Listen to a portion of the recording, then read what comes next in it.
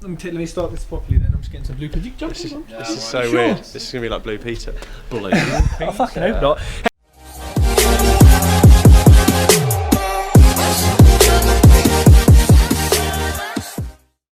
Hey everyone, welcome to the TED Talks YouTube channel. I'm here with, who am I here with? Ben Richards. And? Jack Jiggins. From EXP Property. What does EXP stand for? You got it. Absolutely nothing. Okay. Exponential, expertise, expert, experience. Everything. Yeah. All the XPs. Yeah. All the EXPs. Yeah. So we're on site today, right? On your sites? We are. Yes. We're in Basingstoke. We're in Basingstoke. Is the building, is that? That's Alex. So tell us what, talking about this, what is happening here? So shall I do a bit of the overview of how we secured this? So fundamentally, the owner of this property, which used to be one unit, lives about 3 hours from site. They tried to sell it in on the market and then in an auction, and it didn't sell. And the reason it didn't sell is because their expectation was above what it's worth to deliver the scheme and purchase basically the asset. They had already achieved planning permission to convert the existing 5-bed house into 2 3-beds, so a 3-bed house on the left and a 3-bed house on the right. The reason it didn't work, because if you took the end value minus the build cost, minus the stamp duty to purchase, minus the finance cost, minus the legal cost, minus all the conveyancing, all down, and then got to a value, it's less than what their expectations were. So that made us propose a joint venture. Which is now what we're doing. So we're joint venturing with the building owner. They're funding obviously they put in the asset and they're funding the works. We're bringing the expertise, EXP expertise. Yeah, of course. And delivering the scheme, which is where Ben will tell you exactly the details of how we're delivering it. Amazing. And this was on the market, right? It's been in auction. It was publicly available, right? Yes, yeah. Cool. Correct. How did it come to you? Networking. So a lady that I know is part of a business network that was with the owner of this property, who owns his own business, very busy guy, doesn't know anything about property as per se. It was a buy-to-let. Prerequisitely, it had a tenant in here before we started, and that was the main stumbling block to us starting on site. He mentioned it to her in the business networking, so I've got a project, don't know how to deliver it, who would you recommend in property? Because she dabbles in property, hence how I know her, and then she introed us, and that's how it kicked off and started. The power of networking for a deal. Exactly. Yeah. And how long did it take to get this, to get the keys? 2 years. Two whole years. I think had the conversation with the client about 2 years ago. Yeah. Why did it take so long? So one is explaining and getting the vendor's head around how a joint venture works, and explaining that their asset wasn't worth what they wanted as a development. And we had to be pretty open book there. We had to be like, this is why it doesn't work, and this is why from a developer's angle, it's actually better you just keep it as a house and let it out. So once we've explained that, we then went down the avenue of saying, but there is another alternatively. In our business, we normally offer subject to or conditional, and we get values based on how we can proceed with that. And if neither of those work, then we resort to an assisted sale or a joint venture, whatever you want to call it. So this is actually considered an assisted sale, which is what we're doing now. That conversation took several months for them to sort of explain it, meet us, know, like, and trust us. So we met in the local Holiday Inn on Junction 11 in Reading, and sort of did some like Q&A. Us showed our expertise, and they sort of shared their position. We sort of hit off from the get-go, and they liked our vision and what we wanted to do. They realised that we could add value in excess of what we'd take as a profit share on this, and that's how we then agreed verbally to do the joint venture. That then goes into legals, like any property conveyancing solicitor can write these joint venture agreements up. It's basically a joint venture where rather than investors bringing the money to do the deal, they bring the house, and then you can look to get the money elsewhere. So that took, probably 4 to 6 months, and then we had the issue of the tenant, which we couldn't kick out for obvious reasons. And then coronavirus hit. And delayed it further. So if there was no corona and no tenant, it would have probably taken 4 months, which you could actually argue is similar time frames to buy a house, but we don't have to buy it. Now we've actually done that joint venture with them. We've actually got that structure and template that we can use elsewhere, and we've actually since then we're doing another assisted sale in Canterbury, which was a lot quicker and probably took a year end to end, didn't it, including the coronavirus.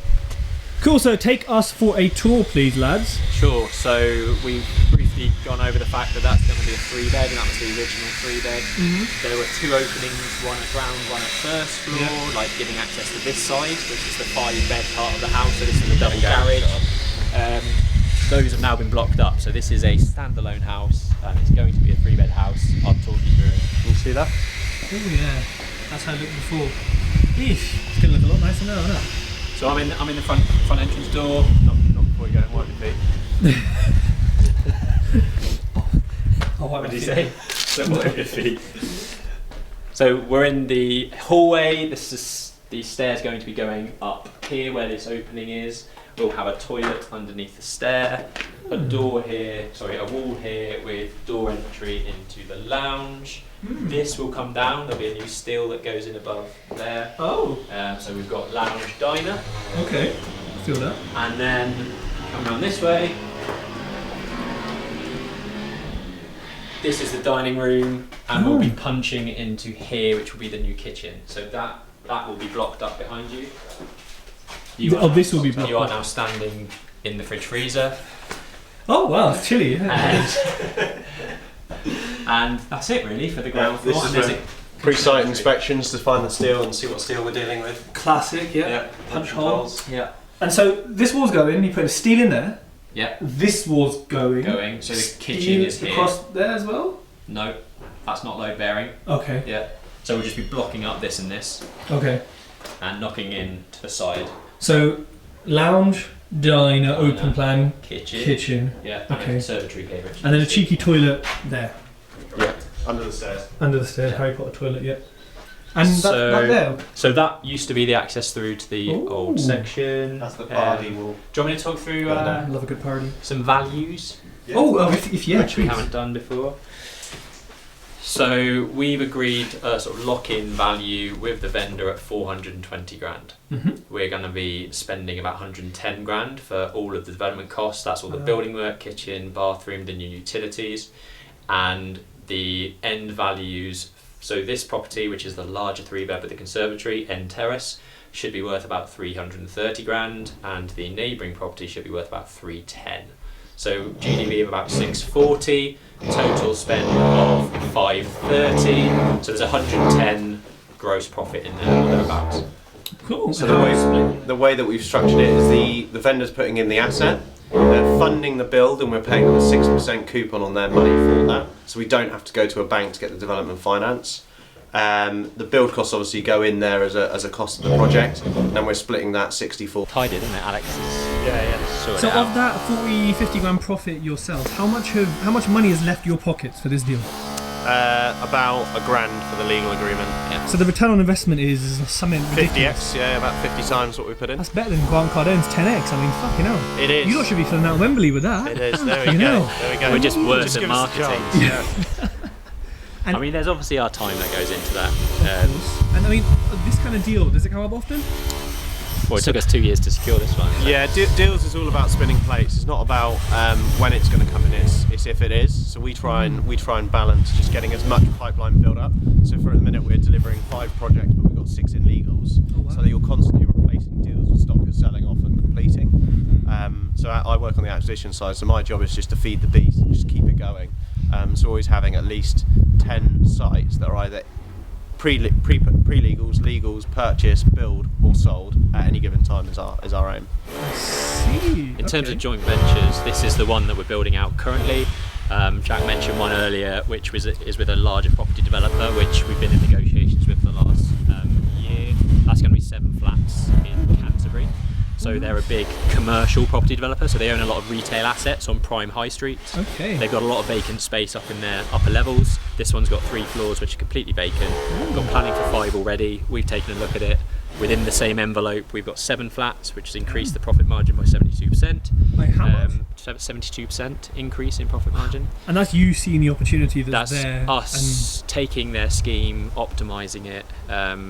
We've added 2 dormers to the envelope, and that's literally the only added space that we've added. The rest has been lowering floors so you can get rooms up in the loft, rearranging the floor plates a lot better, and that's going for planning permission today. And these are the things other people would miss because they wouldn't have the experience or knowledge to think we can do that or we should do that, right? Yeah, I mean, there's a lot of what I call kind of lazy planning applications out there where people just want to get it quickly and want to sell it on with planning permission, and they haven't really sort of squeezed as much value out of the asset as they probably could have done, and that's a paperwork exercise. The 72% margin increase is purely me taking a look at it and rearranging the floor plates better. I mean, that's ridiculous, isn't it? It might have worked to get 72%. So we've gone from, I think it's 240 grand profit up to 410 grand profit or something like that.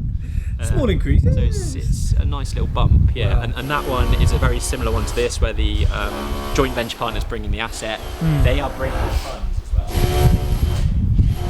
So what do they get out of it? They're getting a coupon on those funds that they're bringing. So they're bringing $500,000. Actually, it's going to be more like 600 grand with the new scheme. And they're getting a coupon on those funds. So an interest rate return on the funds, and then we are sharing in the profit. Yeah, and quite commonly when we joint venture with people, our fee that we get out the back end is outweighed by the value that we add in the process of it. So like Ben said, if they had done the scheme on their own with their inception plan that they had, they'd have made the same profit as if they brought us in. We ran everything, added the value, delivered it, cost engineered it, redesigned it, worked on sales and marketing, did what we do. So it's sort of they stick to what they do and we deliver the scheme. That makes a lot of sense. I mean, the beauty with them is they've got 8 projects in the pipeline that they want us to move on to. So this for us is a big tester. It's a big part of our sort of growth plans, I guess. 8 more projects. Yeah, they got 14 unit scheme in Reading, 15 unit scheme in Cardiff, 19 unit scheme in Liverpool. So these are all assets they own already, but they've got vacant uppers that need a bit of love. We might have to get a new camera next year for that. Might have to get a couple for those schemes. Yeah. Fucking hell. Right. Okay.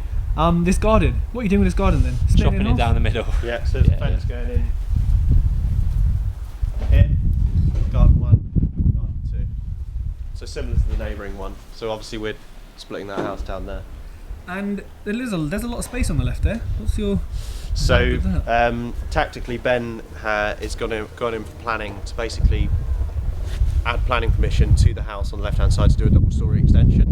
And the reason that we're doing that is not so that we can build it out, because it would delay the build and it would carry both assets and we would be selling them both later, and we want quite a quick turnaround. So we're just trying to basically create a unique selling point for a family that's growing, would be more inclined to buy this house over another house that's a similar price or even more. Yeah. That's a good idea. I mean, we feel like the £1,000 spent on the planning is probably going to add at least £5,000 in terms of the hope value and the value that people see in the potential to the right hand side. So, and are you using a planning consultant for that, or are you doing it? We've just done that in house. Yeah.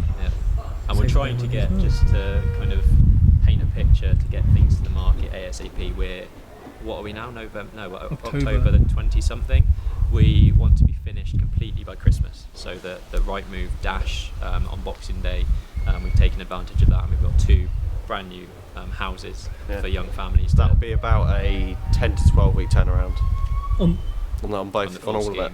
Yeah, end to end. Wow. So you'll see in the existing property they've already plastered most of the spaces. The kitchen's being delivered next week. Bathroom first fix, plumbing and electrics is already in. So that one's moving ahead faster, so that we can get that finished, and hopefully we can get some good shots for marketing from that. Whilst we're doing the one on the right. And how do you feel about selling a property in Corona and all this crazy market shit? And we wanted to get this on the market before Christmas. Is Boxing Day is the most viewed, clicked views on Rightmove for anyone. So Boxing Day, couples are sort of overindulged on multiple things, including beverage and food, and they sort of scan on Rightmove and have a plan. But we want to get it on market for that, but also March 2021, the stamp duty allowance, which has come in place for COVID-19, is ending. So we want to take advantage of that. So market really late in December, early Jan, try and secure a deal in Jan and get them offloaded before March, so the buyer benefits from the SDLT relief.